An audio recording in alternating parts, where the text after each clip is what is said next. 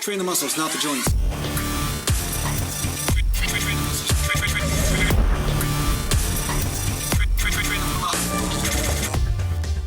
Welcome back to Natural Glam Bodybuilding Mountain. And I'm going to answer a question today, and this is a very valid, exciting question to answer because there was a comment, and I guess it really wasn't a question, okay?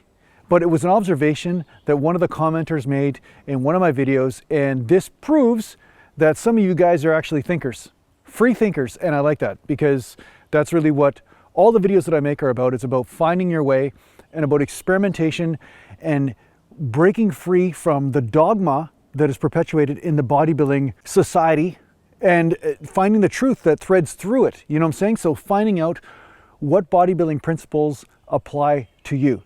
Now, this person said specifically that there's something that they noticed as they've been training over the last few years.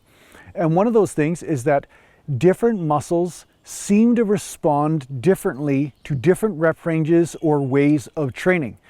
And I'm going to tell you that I have also noticed this in my own training, and don't be surprised if you also notice it in yours. So you will find that, for instance, in your chest training, you may find that your chest responds to a certain rep range. Maybe it's the 8 to 12 rep range, maybe it's the 5 rep range or 15, whatever it might be. And then you go to train delts and you try to apply the exact same principles and you notice, hey, I'm doing shoulder presses for delts, but I'm getting different results with the same rep range or no results, right? No results at all. So what I'm going to say to you is that you may find that although you get great results in a certain rep range with one muscle group, don't be surprised if it's different for another muscle group. And I take this into account in my training programs that I sell on my website. Now, it's not the only way to train. It's the way that I found works greatest for me. And you may be able to take some really great principles from incorporating these templates into your own training and then finding out what is exactly true for you, and maybe you need to hone things over time. But this is a great template to work with, and you may find it's mountainous. Now, another situation where you may find that different rep ranges cause your body to respond differently, or at least hit different muscle groups, is within a certain compound lift. For instance, with squats, you'll notice that when you do higher rep ranges, you'll probably hit your quadriceps more so than your hamstrings. And then when you start to do heavier rep ranges where there's more straining involved, something that's closer to your 1 rep max, or at least your 5 rep max, you're going to notice that maybe your lower back and your hamstrings or your glutes start to come into play more. So for this reason, it's a great idea to switch up the rep ranges in a given compound lift. Are you filming still? Hey, let's dance, man. Let's dance, man. As well as be conscious of what are the most effective rep ranges to hit a certain muscle group. Because sometimes you may have great quads, but you want to really hit those hamstrings. Maybe doing heavier lifts a little bit more often for squats might be a better idea for you for that reason, right? If you find that you're hitting your hamstrings more with the heavier weight, perhaps that's what you need to do in order to get those hamstrings activated. And if you find the opposite, well, that's fine too. I'm not saying that you have to find one way or the other, but what I'm saying is you are going to notice that different rep ranges apply to different muscle groups, and you're going to get a different type of growth from incorporating these things. Now, one of the things that we noticed back in the day, my brother and I, my twin brother and I, right, which is relevant, is that when he did super high reps on the leg press, like we're talking about 50 reps on the leg press, and then he went to do front squats, which kill my knees. Like I can't really do front squats, I never could, but he could do front squats to stretch that out. So he's applying the pump and stretch method. His quadriceps blew up, like it was almost sick. Like I honestly, his legs got so big. It was the funniest thing ever. And the bottom line is it was because he found that pumping those reps, super saturating the area with blood, and then stretching that muscle fascia with a stretching movement was extremely effective. But if he would have applied the bench press method that he found that worked for his chest and his shoulder training, it would not have applied as well. Like when he was doing 5 rep sets or 8 rep sets on leg press, he was not getting the same development in his quadricep.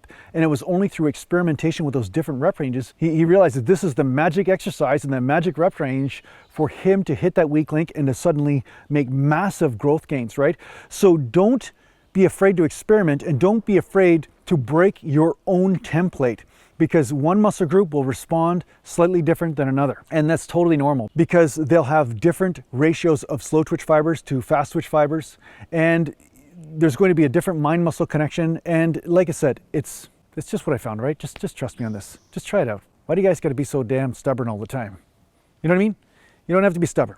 Just try it out, you know? I'm not telling you what to do. I'm just saying you can just try it and see, you know, just experiment, right? The other thing you might find also is that in your tricep, because there's 3 heads, you may notice that one head hits failure more so than another head with a different rep range, even using the same exercise.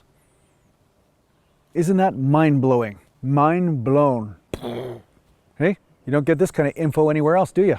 Nope.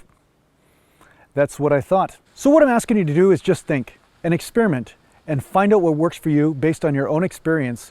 But this was a really great comment, so thanks a lot for sharing that comment to whoever shared it, because it is extremely relevant. And I think that more people need to step outside the box and to find out what is true and really search those little minute details and find out, wow, is this applicable to me, or does this work or not? And am I seeing something different from one muscle group to the other? Am I seeing something different from one head of a muscle as opposed to another? You know, because your body's a very complicated system, and sometimes it's just easier to find out just what works. Mountain. And if you can't find out what works, don't be afraid to try my new exercise rock. Now these are specially formulated rocks for you, and I have found them in nature and ground them down. I let them sit out here in the woods and let the rain fall on them for a certain period of time to make sure that they are perfect for your grip. You know what I'm saying? You can really grip the rock properly. There's no slipping or nothing. And then when you lift, it just gives you that resistance you need in order to get the pump. You know what I'm saying? You might do 4 million repetitions a day, maybe 10 million. I don't know. It may be different for each person. But if you're willing to do 10 or 20 million repetitions a day while holding onto this rock and maybe holding onto a heavier dumbbell in the other arm, yeah, I think it'll work. So remember, just send $99.95 to naturalglambodybuilding.com, and yeah, you too can have an exercise rock. Do you think they're going to fall for that? Yeah. No, I think so too. You turned the camera off, right?